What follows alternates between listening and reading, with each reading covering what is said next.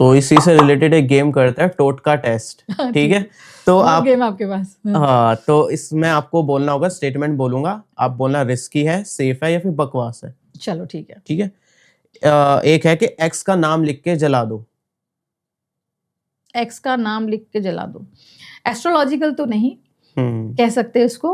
अगर आप मुझे इसको स्पिरिचुअली पूछेंगे तो ये शायद बकवास साउंड होगा, क्योंकि इसका हमारे किसी भी चीज़ में किसी हमारे पुराणों की बात करें, उपनिषद वेदों की में कहीं कोई रेफरेंस नहीं है। बट इसको पूरी तरह झुटलाया इसलिए नहीं जा सकता। अपने जो अग्नि होती है ना, वो हर चीज़ को भस्म करती है। ठीक है, हमारे पंच तत्वों में अग्नि इज द स्ट्रॉन्गेस्ट तत्व, आई बिलीव।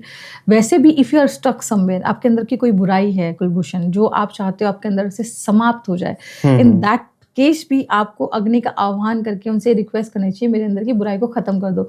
अगर आपका एक्स आपको सच में इतना बॉदर कर रहा है कि आपके दिमाग से नहीं निकल रहा है, जो भी उसके कॉन्सिक्वेंसेस होते हैं, तो हाँ, ये एक साइकोलॉजिकल वर्क तो जरूर करेगा आपके ऊपर कि आपने वो नाम लिख के, वैसे नाम लिख के जलाना तो मैं उचित नहीं मानती। तो फिर वो प्रेम नहीं था आपके बीच में, एक अट्रैक्शन था, एक इन्फेक्शन था, क्योंकि आप जिसके प्रेम में होते उसके नाम को लिख के जलाना तो भी एक तरीके का न्याय है। तो हाँ, ये पार्शली ओके है, साइकोलॉजिकली थोड़ा काम करता है, but I want prefer this instead of doing लिख के जलाना। आप अग्नि तत्व से उस इमोशन का शमन करने की बात कर सकते हो जो आपको परेशान कर रहा है, कि मुझे ये पीड़ा हो रही है, मुझे कष्ट हो रहा है। तो अग्नि से बोलिए उस विचार को मेरे भस्म करें, ना कि किसी का बच्चा या बेटी हो गया नाम लिख के जला रहे हो, गलत है ये। काले धागे का ब्रेसलेट। शनि से रेजोनेट कर रहे हो आप इस चीज को। इस बात का जवाब मैं 3 बार दे चुकी हूँ। पहन सकते हैं, बहुत सारी चीजें साइकोलॉजिकल भी वर्क करती हैं। बहुत सारी चीजें हमारे जीवन में। आपने वो एक साइंस एक्सपेरिमेंट सुना होगा, जिसको एक सजा मिली थी कि तुम्हें ना सांप डसेगा और तुम मर जाओगे, बट उसको सांप ने नहीं डसा था, उसको सिर्फ एक वाटर इंजेक्शन दिया था, बट उसने साइकोलॉजिकल सोच दिया था कि मुझे सांप ने काटा है, हो गया। तो बहुत सारी चीज़ साइकोलॉजिकल वर्क करती है, बट इन सब चीज़ों का ये ना थोड़ा सा तंत्र विज्ञान में आता है, जो दोनों सवाल आपने मुझसे किए, और हम लोग सात्विक साधना वाले हैं, तो उसमें शायद मैंने कोई रेफरेंस इसका हमारे आर्टिफैक्ट्स में नहीं देखा है। बट अगर माएँ कर देती हैं साइकोलॉजिकल है, तो हम लोग नहीं। देखो, आस्था पे माँ को लगता है मेरे बच्चे को काली नजर धागा बांध दो, उसको नजर ना लगे, वैसे कर सकते हैं, बट इसका कोई प्रमाणिक वो नहीं है। तंत्र में हो सकता है, शायद होगा, तंत्र की जो ज्ञाता है उनके पास हो सकता है इसका रेफरेंस हो, मेरे पास नहीं है। वॉलेट में लौंग और इलायची रखना। अच्छा, ये दोनों, ये लौंग और इलायची बड़ी पॉजिटिव चीज होती हैं, रखी जा सकती है, बट अगर आप इससे कुछ मैनिफेस्ट करना है चाहते हो तो कुछ खास असर नहीं देने वाला आपको। अगेन साइकोलॉजिकल, ये सारा साइकोलॉजिकल गेम है आपका। अच्छा, हर मंडे शिवलिंग पर दूध चढ़ाओ, बिजनेस ग्रो होगा। हर समस्या का हल शिवलिंग पर 1 लोटा जल। यस, बिल्कुल होगा।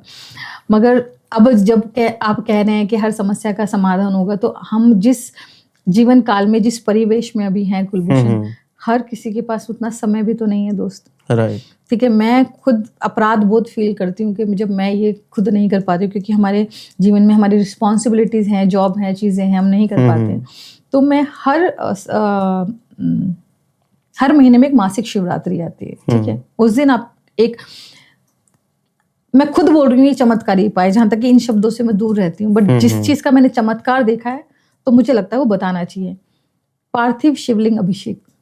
ठीक है, आपको क्या करना होता है, पार्थिव शिवलिंग की महिमा शिव पुराण में भी है, अपने जितने उपनिषद हैं, वेदों में भी उसकी महिमा। एक होता है आप शिवलिंग पे मंदिर जाकर जल चढ़ा रहे हैं, ठीक है, जिस पे बहुत से लोग डेली जल चढ़ाते हैं, ठीक है, और साथ ही साथ ऐसा भी कहा जाता है कि जिसने शिव का श्रृंगार स्वयं कर दिया, उससे शिव बहुत प्रसन्न हो जाते हैं। तो जो पार्थिव शिवलिंग पूजन की मैं आपको बता रही हूँ, आपको मिट्टी का शिवलिंग खुद बनाना होता है, ये साइज का, उसकी जलाधारी बना के आपको उसको अपने घर के किसी पौधे में या किसी सही स्थान पर ले जाके, पहले जैसे वो शिवलिंग बनाए मैं आपको बता देती हूँ, उसके ऊपर बनाते ही तुरंत पहले बेलपत्र रख दें, नहीं तो सारा क्रेडिट इंद्र भगवान ले जाते हैं। फिर आप उस पर अपने हाथ से खुद त्रिपुंड बनाएं, खुद उन पर भस्म लगाएं। और अगर आपको पैसे से जुड़ी समस्या है, ठीक है, चमत्कारी उपाय ही बता रही हूँ। पैसे से जुड़ी समस्या है तो आपको गन्ने का शुद्ध रस लेना है जिसमें नींबू मसाला ना मिला हो। आप उसका अभिषेक करना स्वयं शुरू करें। आप अपने हाथ से निर्माण किए हुए शिवलिंग पे जो मिट्टी से बनाया जाता है, और फिर आप इसको जितना मैक्सिमम, मैं आपको कोई टाइम लिमिट नहीं दूंगी कि 11 बार करें, 21 बार करें, जितने आपके भाव हों मैक्सिमम आप टाइम करें, और फिर देखिए आपकी जिंदगी में कैसे सच में चमत्कार होता है। ये मैंने अपने लाइफ में किया हुआ है। बहुत बार कोई समय ऐसा होता है कि जब आपके पास गन्ने का रस अवेलेबल नहीं है, आप गुड़ को साफ पानी में घोलकर भी उसका अभिषेक कर सकते हैं।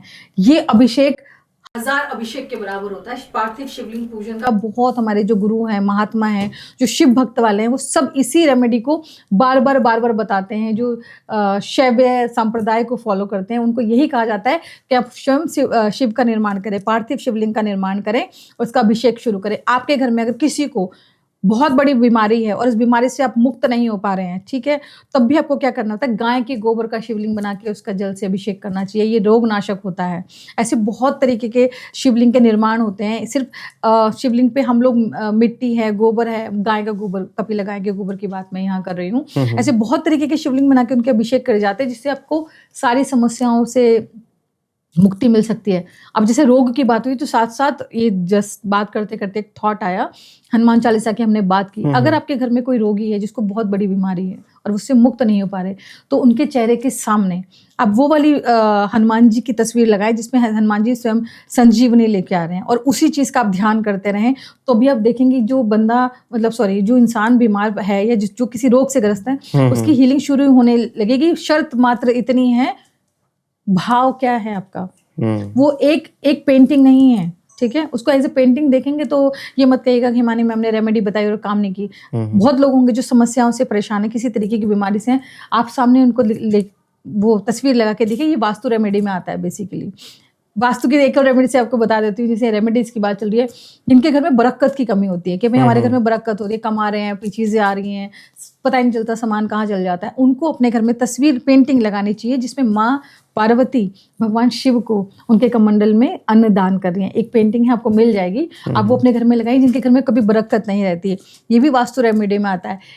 साथ साथ वास्तु रेमेडी की बात आती है, जिनके बच्चे पढ़ाई में मन नहीं लगा पा रहे हैं, ठीक है, हमेशा इधर उधर भागते हैं, विचलित है, फोकस नहीं है, हाइपर एक्टिव किड्स जिनको कहते हैं, उनको अपने घर की उत्तर दिशा में, संभव हो तो उत्तर, ईस्ट, साउथ अवॉइड करनी होती है, उस दिशा में आप वो वाली तस्वीर या पेंटिंग लगाएं जिसमें भगवान विष्णु विश्व रूप में, विश्व रूप भी बोला जाता है ना, विश्व रूप में कुछ और, जिसमें भगवान विष्णु स्वयं अर्जुन को आशीर्वाद दे रहे हैं महाभारत काल में। अच्छा। जिन्होंने पूरे संपूर्ण संसार को ज्ञान दिया, वो आपको भी देंगे, क्योंकि when we are saying everything contains energy, तो उन पेंटिंग्स में भी वही एनर्जीज है।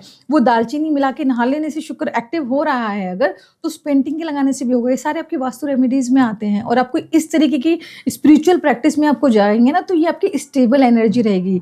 आज कोई उपाय किया, कल नहीं कर पाए, तो आज बेनिफिट मिला, कल नहीं मिला। ये परमानेंट रेमेडीज होती हैं करने की, जैसे इस तरीके की पेंटिंग लगा लेना।